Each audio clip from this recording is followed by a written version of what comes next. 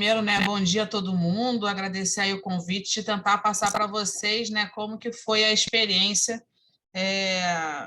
e como que a gente chegou até ao acordo, né, da transferência de tecnologia da vacina desenvolvida pela Universidade de Oxford com a A AstraZeneca. Beatriz, eu não lhe apresentei. Se puder representar, se apresentar, eu agradeço também. Então, eu sou economista, né, de formação, tenho mestrado e doutorado pela UFRJ, pela COP. Já estou em Biomanguinhos há 15 anos, passei por diversas áreas em Biomanguinhos e atualmente eu sou assessora executiva de Biomanguinhos, montando, né, uma área para inteligência competitiva na instituição. Deixa eu pegar aqui e botar o share my screen. Desculpa o atraso, tá? Estou tentando. Sem problema. Peraí, gente, que o meu e-mail é bem complexo. É que as informações são tão interessantes que a gente fica até, tipo, não consegue nem responder as perguntas. Não, tranquilo. Está todo mundo vendo minha tela já? Sim, sim. Então, assim, né, eu vou falar um pouco para vocês como que a gente chegou aí nessa encomenda tecnológica, tá?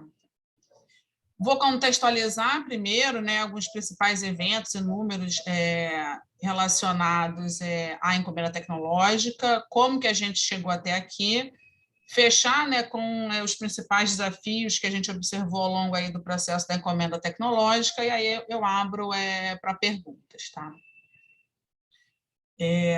Contextualizando, né, colocando aí meio que na linha do tempo, a encomenda tecnológica, né? A gente levou entre fechar o acordo, né, com a AstraZeneca e a primeira produção, né, já com o processamento final nacional, a gente teve aí um tempo recorde em praticamente 6 meses, né? E entre a gente, deixa eu botar aqui o pointer, que vai fazer mais fácil. E entre o primeiro painel, né, com o cenário tecnológico do que estava em desenvolvimento, em março, a gente também levou, né, praticamente, né, um pouco menos de 6 meses para chegar a um acordo da encomenda tecnológica, né? E como o Sotiris colocou, a gente fez um processo bastante intenso e, enfim, de discussões internas, discussões com potenciais parceiros, enfim. A gente teve um desafio muito grande para poder chegar aí com uma vacina segura, de qualidade, eficaz e acessível para a população brasileira. 2 anos, né, depois da pandemia, esses são os nossos principais números, assim, né, que dão a dimensão do que a gente conquistou, né? Uma das questões principais, de fato, era como que a gente conseguiria trazer uma vacina para a população no menor espaço de tempo, dado todas as dificuldades que o próprio Sotiris já sinalizou, né, na palestra dele sobre os desafios do desenvolvimento de uma vacina nacional. Com o mínimo de adequação diária possível, enfim, né? E esses aí são os nossos principais números, né? E a gente conseguiu, juntamente com o Butantan, vacinar, né, mais de 70% da população brasileira e, de alguma forma, né, reduzir também, né, as hospitalizações, os óbitos e os próprios custos, né, para o Sistema Único de Saúde. E ontem, essa foi uma matéria que já saiu ontem às 8h25, que é uma grande conquista não só para Biomanguinhos, para Fiocruz, mas para a sociedade, enfim, brasileira, para a região, né, América Latina, enfim, ou para o Sul Global, que seja, que foi a aprovação do primeiro lote da vacina produzida totalmente no Brasil, já com a incorporação da tecnologia da produção do ingrediente farmacêutico ativo. Isso é uma grande conquista para todo mundo, deixa a gente em Biomanguinhos também muito orgulhoso, porque foram vários meses de trabalho muito intenso até a chegada, né, até assinar o acordo, e para depois da assinatura do acordo, mais trabalho muito intenso para absorver a tecnologia, fazer as adaptações na área e poder transformar todo esse conhecimento que a gente foi adquirindo ao longo do processo também para poder subsidiar, de alguma forma, né, os investimentos internos no desenvolvimento de uma vacina por biomanguinhos. Mas como que a gente, né, chegou até aqui? Aí eu vou remeter ao período que a gente estava um pouco antes da gente assinar o acordo em agosto, e entre o nosso primeiro cenário, que foi em março de 2020, e a assinatura da ETEC, que foi no iniciozinho de setembro de 2020, né? O mundo já tinha mais de 23 milhões de casos, mais de 814 mil vidas perdidas para a pandemia, né, para a Covid-19, e o Brasil era um dos principais países ali afetados pela pandemia, enfim, por diversas razões. Então, a gente tinha que lidar com duas questões, né? O contexto da própria pandemia. Em março de 2020, a gente tinha tido, né, os primeiros casos no Brasil, já tinham, né, a situação na Itália já estava ficando bastante difícil, enfim, mas se sabia muito pouco sobre o vírus, não se sabia direito se haveria a possibilidade de reinfecção ou não, qual seria, né, a capacidade do vírus se modificar. Não tinha tratamento ainda definido, várias discussões a respeito de tratamento, não se sabia muito, né, sobre como lidar com o SARS-CoV-2, apesar do conhecimento que já tinha sido adquirido, né, nos surtos de SARS e de MERS. Havia já uma discussão, já bem no início da pandemia, de como que acelerava, né, essas etapas de pesquisa e desenvolvimento de estudo clínico. Essa já é uma questão antiga na indústria farmacêutica, de uma forma geral, como encurtar o tempo de pesquisa e desenvolvimento de uma forma segura, eficaz, num ambiente bastante regulado, né, que é o setor farmacêutico, ou seja, já venha tendo um investimento maior, né, em novas metodologias e tecnologias, equipamentos que pudessem acelerar esse processo, mas existem questões regulatórias, principalmente na etapa dos estudos clínicos, que dificultam, enfim, né, o encurtamento de determinadas etapas. Quais seriam, de fato, as alternativas regulatórias para o registro em caso de emergência?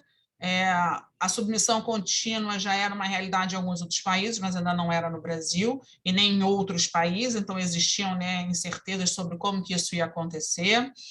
E as vacinas que estavam em estágio mais avançado, que eram as de vetor viral e as de ácido nucleico, não tinha, de fato, como o Sotiris bem sinalizou, não tinha nenhum produto registrado no mercado, então aumentando aí o grau de incerteza em relação às alternativas que já estavam mais avançadas.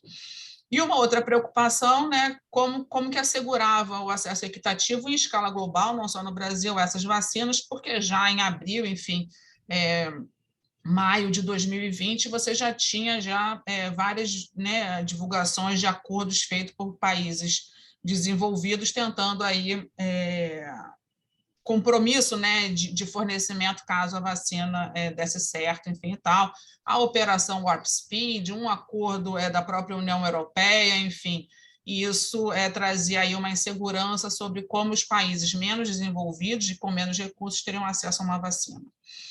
Nacionalmente, a gente tinha aí uma dificuldade, né, como o Sotiris já explicou, né, de como chegar a uma vacina mais rápido no país. A gente tinha que assegurar o acesso à população. Duas questões fundamentais no nosso processo de análise era quais seriam as vacinas em que a gente, Biomanguinhos, né, Fiocruz, teria condição de absorver a tecnologia do processamento final de maneira mais imediata, com o menor nível de investimento possível, e como que esses investimentos também estariam relacionados à nossa estratégia, que já estava em andamento mesmo antes da pandemia, com a estrutura que a gente já possuía. E, em paralelo, isso sempre muito importante na estratégia da instituição, como que a gente assegura, né, a autonomia nacional em novas tecnologias. E aí eu vou pedir para colocarem uma enquete no chat, antes de eu continuar. Vocês conseguem... Travou total. Posso tirar aqui o resultado? Pode. Ok. Pode. Então, vamos voltar lá. Eu não sei quem fez essa linha vermelha. Eu não fui. Eu não sei nem como é que eu... tem uma anotação aqui, peraí. Deixa eu ver se tem uma borracha aqui. Vamos apagar. Não. Não. Eita, é a borracha. Pronto, apaga. Agora sim. Então, Uma encomenda tecnológica é, de fato, né, um instrumento, na verdade, tá? Para a compra de uma solução que não existe e que envolva, né, risco tecnológico. Para que a gente possa, de fato, definir a ETEC como um instrumento de compra, né, voltada à inovação, é necessário analisar o grau da maturidade tecnológica, porque se for uma solução já muito próxima do mercado de fato, já com todos os requisitos dele comprovado, dificilmente cabe uma encomenda tecnológica, como a gente vai ter um pouquinho mais à frente. E a encomenda tecnológica pode ou não abranger tanto fornecimento em escala de um produto ou serviço, ou englobar transferência de tecnologia. Não é obrigatório, ao fazer uma encomenda tecnológica, esses dois últimos requisitos, mas é uma possibilidade dentro do instrumento. Passar por aqui. Passando por aqui também. Isso. E quais são os desafios, né, num país em desenvolvimento? Como a gente toma uma decisão de uma forma ágil, dentro de um contexto pandêmico, com alta incerteza e risco, como que formata, né, esses instrumentos de contratação com segurança jurídica, vis-à-vis também vendo aí, né, o relógio correr mais rápido com esse maior poder de compra dos países desenvolvidos.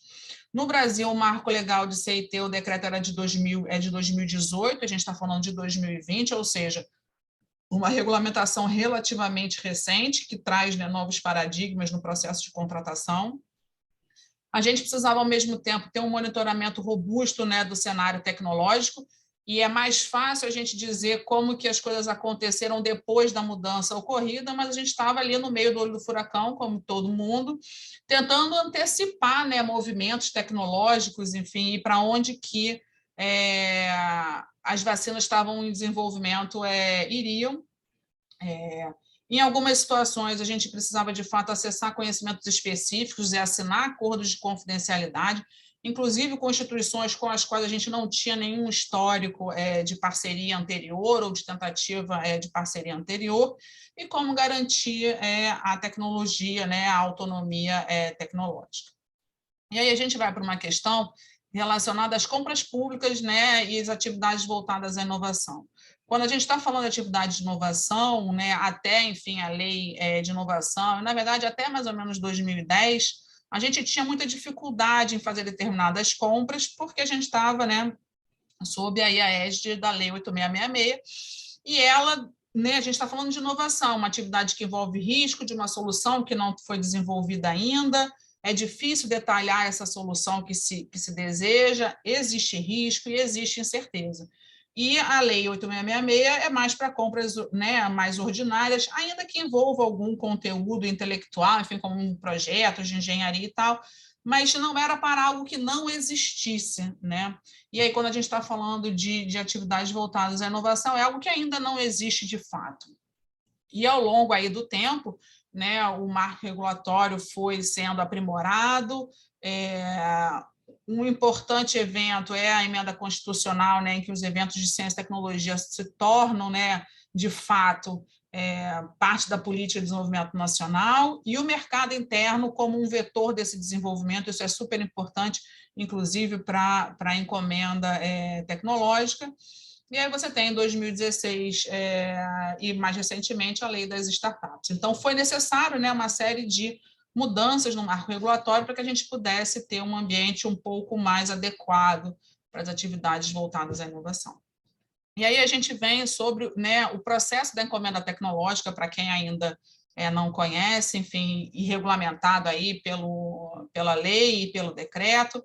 É um processo que envolve etapas sequenciais, né, idealmente, de estudos preliminares. Toda contratação pública, né, precisa ter os estudos preliminares, precisa ter, de alguma forma, uma análise de risco, e aí você faz o processo licitatório, tem termo de referência, enfim, todas umas etapas relativamente semelhantes a um processo licitatório, mas com um expediente específico, que a gente está comprando algo que envolve risco, que envolve incerteza, e tem todo um regramento mais específico do que, enfim, a Lei 8666. Só que a gente estava num contexto de emergência, né? e aí, enfim, introduzido pela lei, né, das medidas de enfrentamento à pandemia da Covid, e foi necessário que a gente também encurtasse o nosso tempo para poder dar uma solução, né, uma resposta mais rápida. Então, o que eu vou passar para vocês, do nosso caso, são esses dois momentos, o momento da prospectiva, né, de identificação das vacinas, de como que a gente fez, como que a gente chegou ali, e a etapa de contratualização, e que a gente precisou fazer em paralelo, né? Então, eram vários grupos trabalhando em paralelo para que a gente pudesse ter, da melhor forma possível e de maneira ágil, né, uma vacina disponível para a população brasileira. De uma forma geral, né, o processo de prospecção ele pode acabar acontecendo de uma maneira sequencial também, para afunilar as oportunidades, né, que vão ser escolhidas e decididas, seja para um desenvolvimento interno, seja para uma transferência de tecnologia. E também na Covid a gente precisou colocar essas etapas em paralelo, como eu mostrei no slide anterior. E à medida que a gente segue nesse funil, diminui a incerteza, diminui o risco, o universo da busca é menor, então a gente vai ao longo do processo descartando outras oportunidades, ou porque estão muito incipientes, ou porque não tem aderência ao nosso investimento, ou porque, enfim, existe dificuldade de disponibilizar para a população, né? Nós somos uma instituição pública, então o nosso racional, quando a gente fala, seja de vacina, seja de medicamento, a gente está voltado à acessibilidade, e a acessibilidade não só em termos de preço, né, custo final, preço final do produto, mas como que ele pode ser acessível geograficamente, né? Então, por exemplo, cadeia de frio é uma questão importante, a estabilidade do produto, enfim, a gente tem que levar todas essas questões em consideração. Aí que deu uma travada aqui. E quando a gente chega aqui, né, dezembro de 2020 e 2021, a gente tem um cenário completamente diferente, mas quando a gente estava no primeiro painel, como eu disse antes, a gente sabia muito pouco, existia uma série de desafios para que a gente pudesse instrumentalizar a diretoria da instituição para a tomada de decisão. Entre abril e setembro, o cenário tinha um pouquinho menor de incerteza, mas os estudos clínicos de fase 3 ainda estavam em andamento, já existiam resultados de fase 1 e fase 2 dos pré-clínicos. O que a gente observava já naquela ocasião era o papel da colaboração, várias redes de colaboração sendo montadas para que se pudesse, de fato, acelerar, né? O paralelismo das fases de pesquisa e desenvolvimento, mas ainda existia bastante incerteza sobre a eficácia das vacinas, porque a fase 3 ainda estava em andamento, qual seria a duração da imunidade, já tinha aparecido a primeira variante, qual seria o efeito, né, das variantes, se surgiriam novas variantes, e, ao mesmo tempo, né, um processo de estabelecimento, ou tentativa de estabelecimento de padrões dominantes de tecnologia, e não se tem ainda clareza, né, qual vai ser o futuro de todas as tecnologias de vacina para a Covid, enfim, isso ainda estava em aberto e ainda continua em aberto, né, várias matérias que a gente observa aí no jornal, enfim, ou artigos científicos, todo mundo dizendo que a sua é a nova geração, enfim. Então, ainda é um cenário bastante complexo e, de fato, os acordos de compra dos países mais desenvolvidos, criando, né, eventualmente, aí uma fila de acesso, né? E a gente vê como é que está a situação hoje na África, é um negócio bastante complicado, em outros países em desenvolvimento também, não só, enfim, da África, que estão com dificuldade de acesso à vacina. E final do ano passado, a gente observa ainda uma elevada iniquidade e a gente tem aí um arrasto, né, da pandemia, a pandemia se prolongando mais do que o esperado, né, porque não existia nenhum prolongamento desejado, mas um prolongamento mais do que esperado. E, ao mesmo tempo, a gente lidando com as evidências de mundo real, de efetividade, enfim, de eficácia das vacinas. Só um minutinho que está... Peraí, deixa eu botar aqui no meu dedo. Mais fácil. O que a gente fez internamente? A gente montou, né, uma rede de prospecção com vários níveis, tá? Um nível que tinha um grau de liberdade maior na exploração dos assuntos, o volume de informação era realmente muito grande, ainda é muito grande, então a gente criou 3 grupos, né, pelas linhas de produtos de Biomanguinhos para fazer essa análise do conhecimento que estava sendo gerado. Um outro grupo que já estava trabalhando com bases de dados mais estruturadas, e aí sempre um participante do grupo de discussão dentro do grupo de prospecção, né, nesse GT maior, para que a gente pudesse fazer esse fluxo de informação rodar. Em paralelo, foi criado um grupo de oportunidades para que, enquanto a gente estava fazendo esse monitoramento, a gente também começasse, né, a conversar com potenciais parceiros para ter acesso a outras informações que não estavam disponíveis publicamente. Tudo isso para que a gente pudesse montar os painéis e levar para a diretoria para a decisão.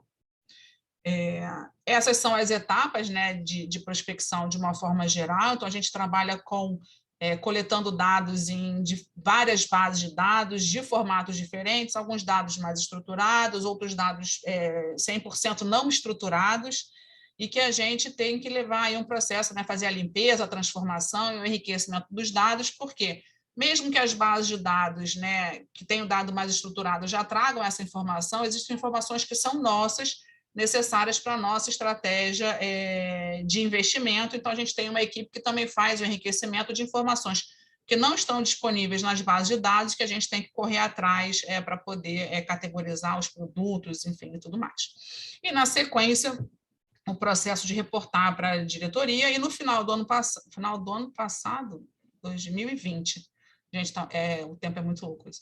No final de 2020, a gente fez aí uma série de webinars em que a gente, né, colocou disponível um material que está público sobre todo o trabalho que a gente fez aí no processo de prospecção e desenvolvimento de produtos e outros tipos de parcerias tecnológicas que foram feitas ao longo do próprio ano de 2020. E quais foram os nossos desafios da etapa prospectiva que acontecia em paralelo? A gente estava com a questão da urgência na saúde pública, a gente tinha uma questão de que ninguém sabia muito quase nada, então a gente, né, tinha que tratar um elevado conteúdo de informações e que não tinha um padrão de conhecimento já bem estabelecido, ao mesmo tempo lidar em paralelo com as fake news, várias vezes chegando em perguntas sobre questões que não estavam nem ainda muito bem definidas, e o grupo também ajudava, enfim, a instituição a responder, enfim, várias questões que vinham da sociedade. A gente teve que trabalhar remotamente, né? Eu digo que a gente trabalhou num modo nunca te vi, sempre te amei, porque muitas pessoas, nem para tomar cafezinho, essas pessoas se conheciam, enfim, estava todo mundo remoto. Ao mesmo tempo, lidar com reuniões virtuais, outras plataformas de colaboração virtual que muitas pessoas não estavam acostumadas ainda, né? E trabalhar com fluxos não funcionalizados, o que é bastante difícil, principalmente na administração pública. A gente não trabalhou com a questão de ter que ser um setor que passava para outro, era um trabalho mais colaborativo, de fato. A questão da incerteza, dificultando, de fato, a análise da maturidade tecnológica e a antecipação de alguns movimentos. Alguns a gente até conseguiu antecipar e ajudou aí no nosso processo de tomada de decisão. E nessa tomada de decisão, a gente também tinha que se preocupar com, né, um exercício aí quase que de futurologia de como que seria, né, o pós-pandemia, no caso da Covid-19, e como que a gente, enquanto área, né, de prospecção e a rede de prospecção que envolve diversas áreas da unidade, a gente estaria trabalhando. Quais foram os nossos principais resultados? Eu não vou passar por todos aqui, enfim, para que a gente possa ter aí um tempo para discussão, mas esse trabalho teve como principal resultado, né, montar esses que a gente está chamando aqui de critérios qualificadores para decisão e que instrumentalizaram a análise do nível de maturidade tecnológica, a análise de risco e a elaboração do termo de referência, né, que seria necessário para qualquer outro tipo de contratação, que muita gente chama de projeto básico, mas que na ETEC, no momento em que se decidiu que seria uma encomenda tecnológica, tinha todo um regramento específico. E aí eu vou colocar o outro chat aí também, que tem a ver com essa questão de maturidade tecnológica. Pode botar. Então, está quase que empatado. Gente que nunca ouviu falar e gente, né, enfim, né, alunos que conhecem o conceito, mas nunca aplicaram, né? Pode fechar e aí a gente vai para o próximo. Então, vamos lá. Então, o que é maturidade tecnológica, né?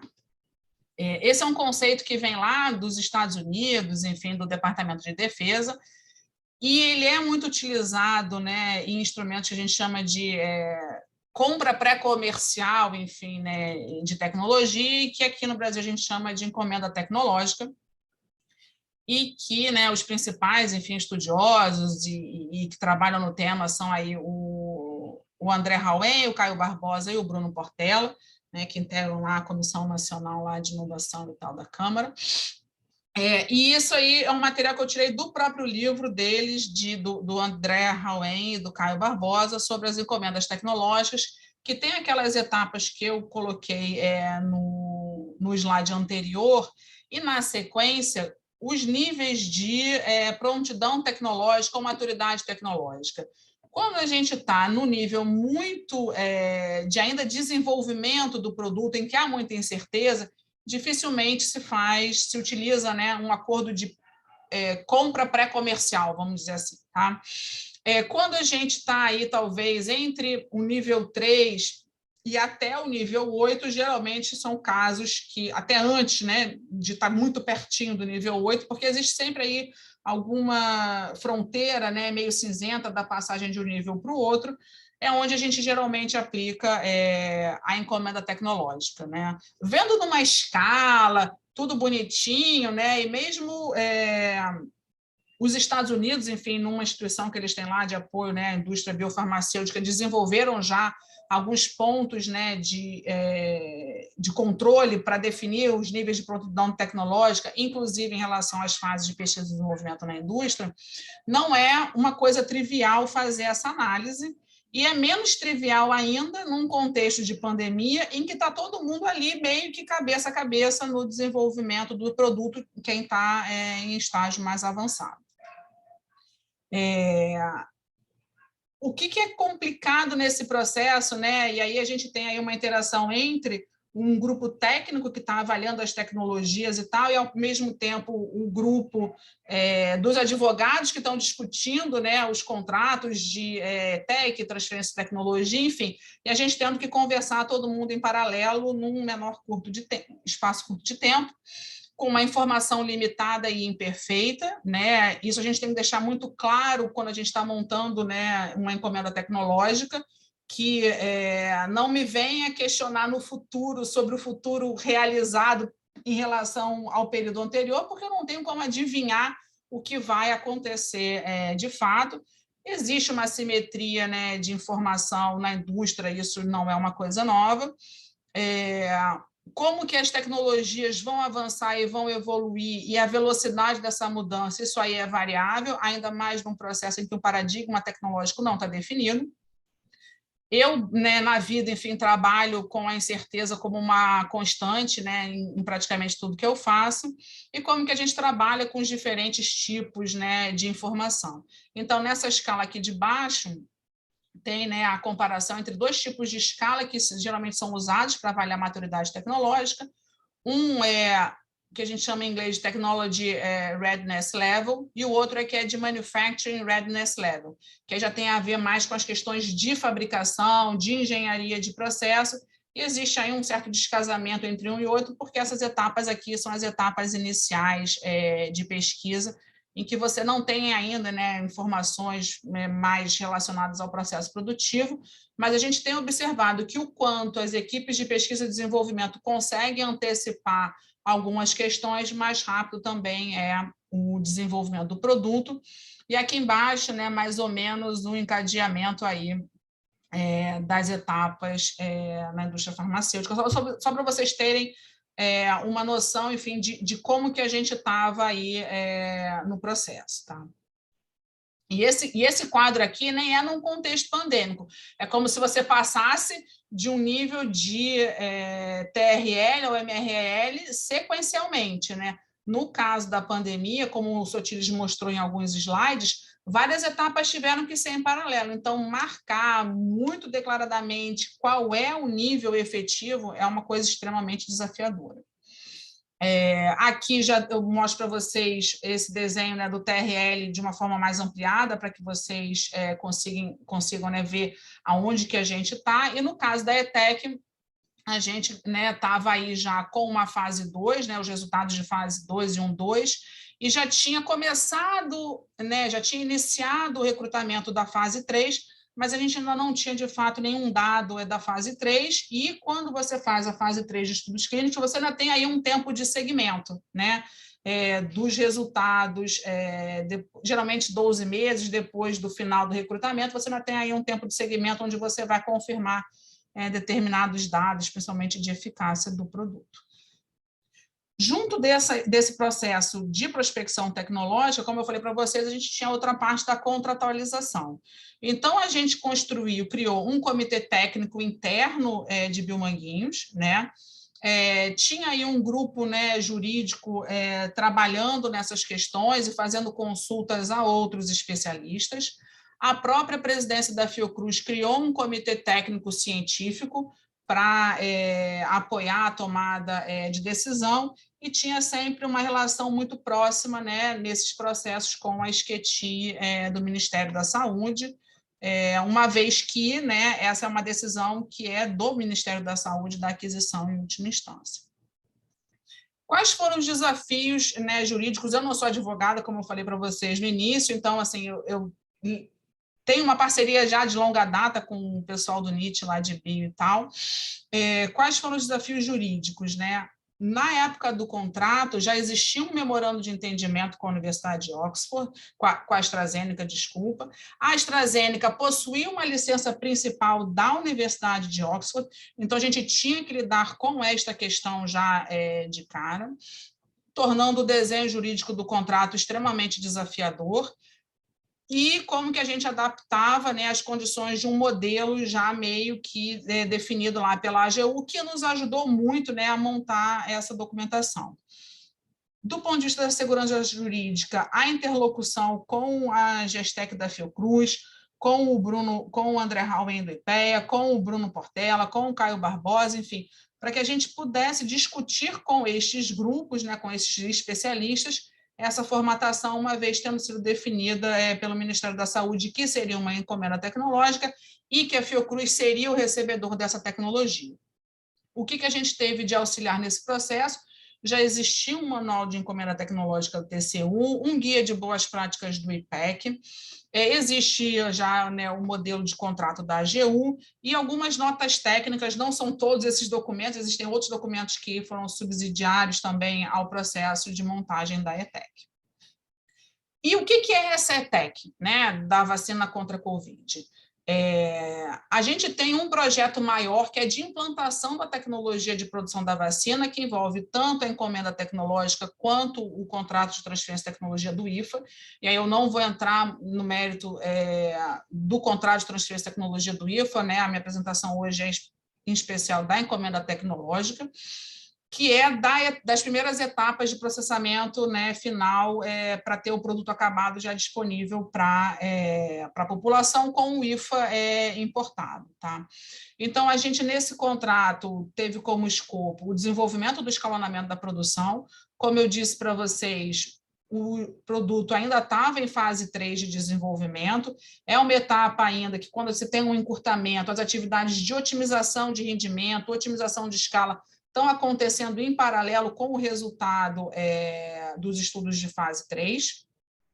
A transferência dos métodos analíticos de controle de qualidade e do processamento final, e a gente embutiu ali também uma possibilidade, via contrato específico, de opção de compra de IFA adicional, se houvesse algum tipo de atraso de ambas as partes, para que a gente pudesse garantir o abastecimento da população, uma vez a vacina chegando no mercado, com qualidade, com segurança e com eficácia.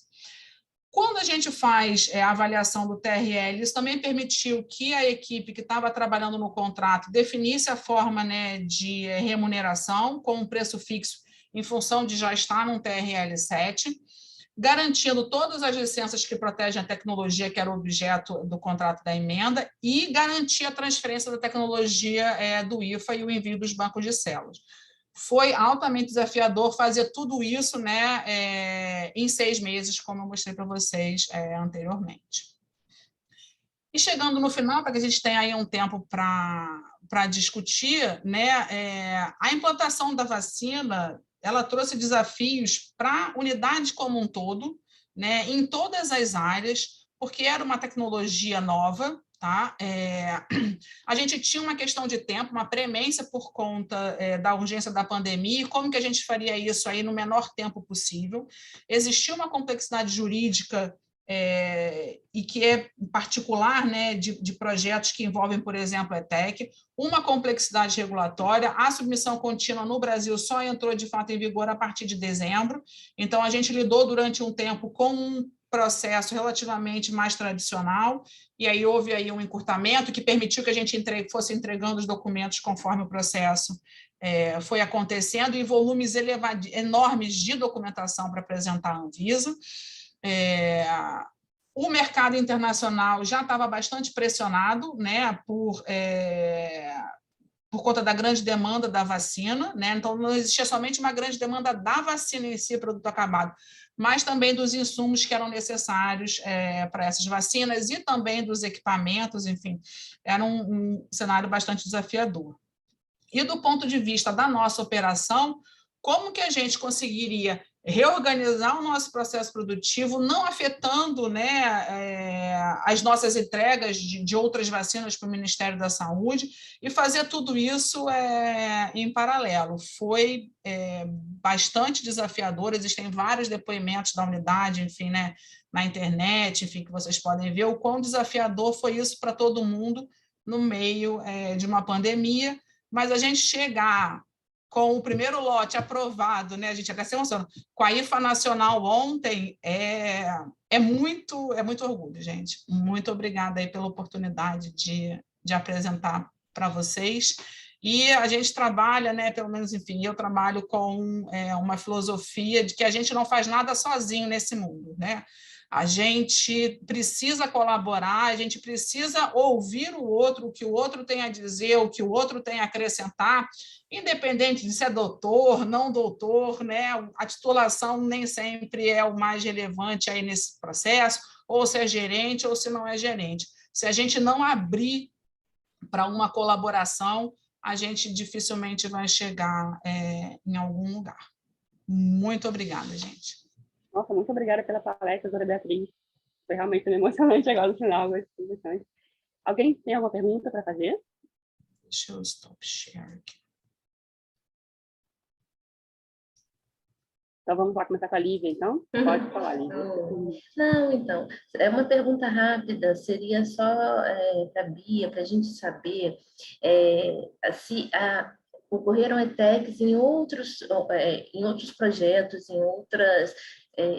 porque, assim, igual ela falou, que já tinha, né, um guia de encomenda tecnológica já publicado, né, no TCU, se não me engano, em outros órgãos, então já era uma coisa conhecida, mas que eu, pelo menos, não conhecia, né, nunca tinha escutado falar mesmo, e foi uma novidade mesmo.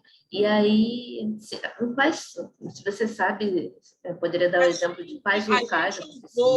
Lívia, obrigada. A gente usou, assim como um referencial, um que estava sendo acompanhado pelo Laboratório de Inovação lá do TCU, que era da Agência Espacial Brasileira. Entendeu? Então, assim, já existia ali algumas informações, tinham perguntas e respostas frequentes, enfim, então a gente usou mais como referência um que era mais recente, que era o da Agência Espacial Brasileira. Mas a gente tinha uma coisa específica, né, de um produto que vai ser administrado no ser humano, né? É diferente de você comprar um software, ainda que um software possa fazer muito mal à humanidade, mas é diferente de quando você contrata, né, um produto biológico que você vai, né, administrar, enfim, na população. Então, a gente teve que fazer algumas adaptações, enfim, por conta do objeto. Obrigada.